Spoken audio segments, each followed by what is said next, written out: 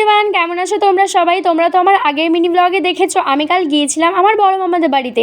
আর সকালবেলায় উঠেই তো সুন্দর একটা কুর্তি পরে নিয়েছি, আর তারপর একটু অল্প করে সাজুগুজু করে নিয়েছিলাম।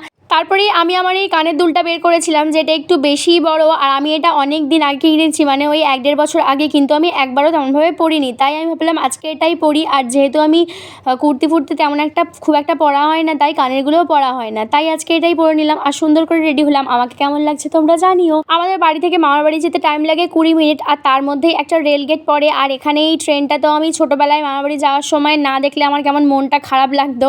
যাই হোক, তারপর তো চলে গেলাম মামার বাড়িতে। আর এই দেখো, এখানে গিয়ে দেখি ঠাকুরের পুজোও হয়ে গেছে। যজ্ঞদাদাকে নমস্কার করার পর বৌদি আমাদের দিয়ে দিল ঠাকুরের প্রসাদ, আর এদিকে নন্টু আর আমি বসে বসে প্রসাদটাও খেয়ে নিলাম। আর খেয়ে দিয়ে আমি একটু গিয়েছিলাম ছাদে, কারণ ওখানে হচ্ছিল রান্না। আমি ভাবলাম একটু দেখে আসি কী কী রান্না হচ্ছে। এদিকে দেখছো বেগুনি ভাজছে। তারপর আমরা খেতেও বসে পড়েছিলাম, আর খেতে বসতে তো একটু দেরি হয়ে গেছিলো আমাদের।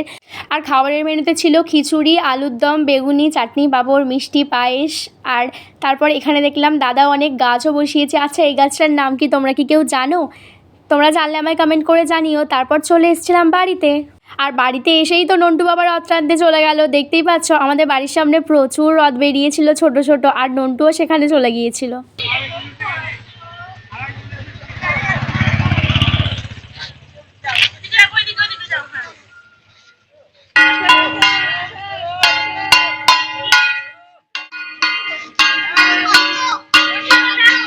তারপরেই ভাইটা এসে আমাদের রথের প্রসাদ দিয়ে গেল, আর সবাই আমরা ওটা খেলাম। ননি আমার দিকে দেখ, ননি আমার দিকে দেখ, আমার দিকে দেখ।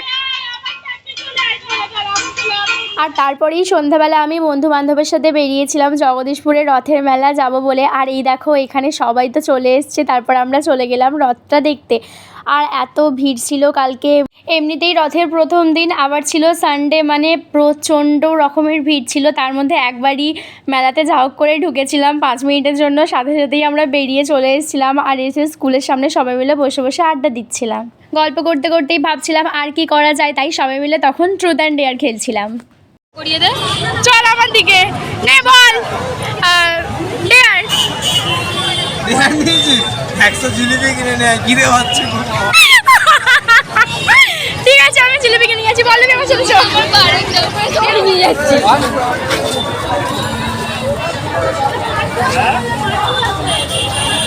ডেয়ার কমপ্লিট কর। Dare dare dare.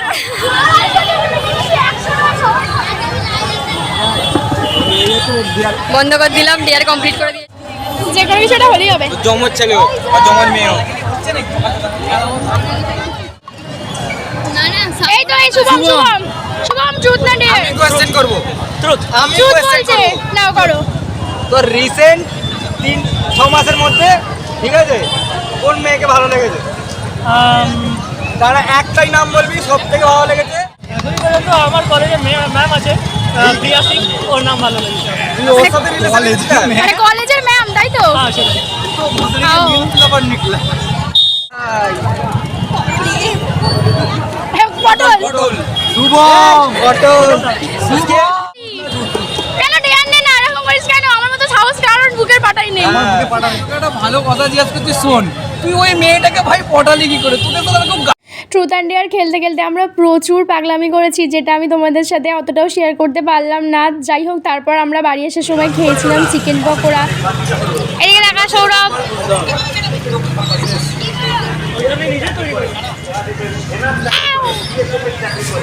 আমার কোমরে ভালো খেতে। ব্যাস, এভাবেই রথের দিনটা কাটালাম। তোমরা কেমনভাবে কাটালে জানিও। আর আমার যদি ভিডিওটা ভালো লেগে থাকে লাইক করতে একদম ভুলো না। দেখা হবে তোমাদের সাথে পরের ভিডিওতে।